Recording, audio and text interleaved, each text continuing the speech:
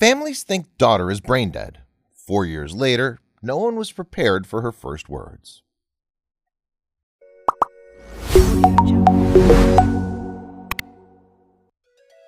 Victoria Arlen was born a healthy triplet in Exeter, New Hampshire. She was a little girl who loved to dance and showcase her talent in sports. Her life took a horrific turn when she was only 11 years old. Victoria began to experience worrying flu-like symptoms. She fainted several times and contracted pneumonia. 2 short weeks later, she was paralyzed from the waist down. Her body shut off piece by piece. A severe inflammation of the brain and spinal cord had destroyed her whole life. Victoria described her descent into darkness to ESPN. My back and side ached, so doctors took out my appendix. Then my legs began giving out. My foot dragged. Within 2 weeks, I lost all feeling and function in my legs. Next, my hands stopped working. I couldn't control my arms, couldn't swallow properly, or find the right words when I wanted to speak. It was as if someone was slowly shutting down the switches on the circuit board that controlled my body and brain. I was slowly slipping away from my family. Then everything went dark.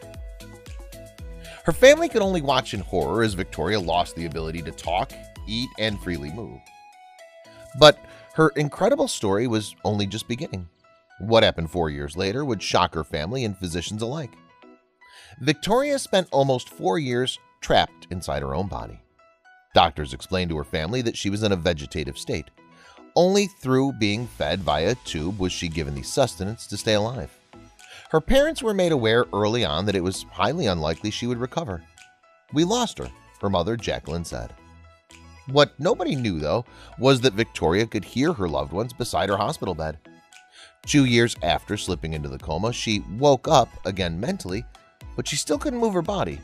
She could hear conversations around her and wanted to react, but her body would not obey her commands. In a situation not unlike something from a nightmare, Victoria had no way of telling people what was happening to her. By this time, doctors had discovered the unusual disease that had caused the inflammation in Victoria's spinal cord and brain. She heard doctors tell her family that she was effectively brain dead. She would remain in a vegetative state for the rest of her life. But my parents believed in me. They set up a hospital room in our house in New Hampshire and took care of me.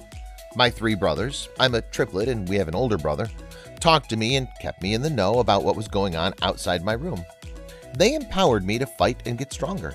They didn't know I could hear them, but I could, Victoria says, as per ESPN. In 2010, Victoria had fought her way out of the vegetative state. It started in December 2009 when she was able to make eye contact with her mother. From there, she gradually began to come back to life. She was able to move a finger initially, then over time progressed to waving her hand. Eventually, she was able to form words, and the words then became sentences. She started eating pudding by herself, then migrated into solids. Then she was able to hold her mobile phone and learned what it meant to poke someone on Facebook. Yet, in spite of the incredible improvements, there remained one thing she couldn't do: move her legs. Victoria was told that the swelling to her brain and spinal cord had caused permanent damage. She would be paralyzed from her waist down forever. Each specialist told her the same: you have to get used to sitting in a wheelchair. But Victoria boasts willpower like few others. She continued to battle against seemingly impossible odds. When doctors told her she'd never walk, she refused to accept it. She wasn't destined to spend her entire life in a chair. Upon returning to high school in a wheelchair, however, she was bullied about the wheelchair by some peers. She'd looked forward to going back to school, but after that first day, she never wanted to return. Victoria came home totally crushed, on the brink of tears. That day, her parents promised they would do anything to help their daughter recover the confidence to go again. They kept that promise and never lost hope. And hope was all Victoria had. Reason spoke against her being able to walk again. One particular quote characterized her struggle through this time: "Optimism is the faith that leads to achievement. Nothing can be done without hope and confidence." Eventually, the turning point arrived in Victoria's life. Having grown up near a lake and learned to swim at an early age, Victoria was no stranger to water. She joined a swim team and taken part in competitions when she was just 11. While recovering from her disease, Victoria believed she would never be able to swim again. She thought it impossible without the use of her legs. But her brothers thought differently. In 2010, they threw her into the family pool. She was terrified at first, but this was the push she needed. She says she got back the jump in her life. While swimming, Victoria was free from the chair, and to her own surprise, she remained a strong swimmer. What's more, the water gave not only freedom but confidence as well. In the summer of 2012, at 17, Victoria was part of the U.S. team that competed in the Paralympic Olympic Games. She took home 3 silver medals and 1 gold in the 100-meter freestyle. She also set a new world record in the ladder events. When she returned home from London, much of the world knew who she was. Victoria was invited to speak as a lecturer, and people began to recognize her locally. She began to tell her story to television reporters and magazines. She became an inspiration for millions around the world.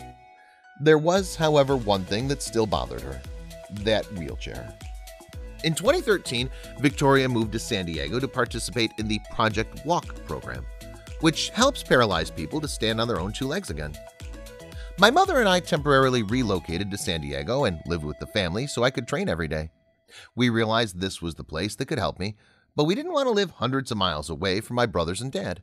So, keeping their promise, my family decided to open the first Project Walk franchise on the East Coast. This way I could train every day and achieve my goal, while others in my hometown could regain the hope they needed, Victoria says. Even so, specialists at the hospital were skeptical over Victoria's capability to walk. A doctor told her parents he wouldn't mortgage his house on it. They responded by doing exactly that, so they could afford to open a Project Walk Boston. On November 11, 2015, Victoria took her first small steps. She was held in a harness above a treadmill with 2 coaches helping her to move her legs. By then, it had been 6 years since she'd woken up. Her legs had been declared dead by multiple doctors again and again. Still, Victoria got up every single day and trained 6 hours to reach her goal. Slowly, she began to regain movement. Before long, she was able to walk with the assistance of crutches. 5 months later, March 3, 2016, she lost the crutches completely and put 1 foot in front of the other independently. She hasn't stopped since then. That's not to say every day's perfect.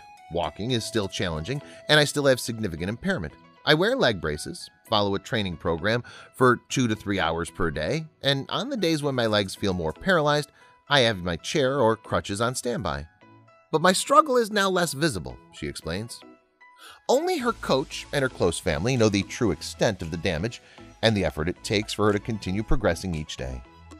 But it's all worth it. It's been 10 years since I was able to look someone in the eye instead of staring at everyone's butts all day. When Victoria first stood up from her wheelchair, she didn't know what to think. She was unsure how people would react to her. But then I realized this is my journey and nobody else's, and maybe it can give hope to people who need it most. Today, Victoria's discovered her new identity after a turbulent 10-year journey. She's a Paralympic gold medalist, program leader for ESPN Sports Channel, and most of all, a survivor. Victoria is often seen as a walking, talking miracle and an inspiration for all. She, however, is careful to point out one thing. I didn't do this on my own, and I'm grateful for everyone who's helped me to this point. Each day, I become more comfortable with my new reality. I thought taking those steps on March 3rd would be my finish line, but really, they were only the beginning. What an incredible journey this strong, brave, and inspiring woman has embarked on. The least we can do is share her story so that all of our friends and family are also given the chance to be inspired by her battle. Optimism is the faith that leads to achievement. Nothing can be done without hope and confidence. We wish you the best of luck in the future, Victoria.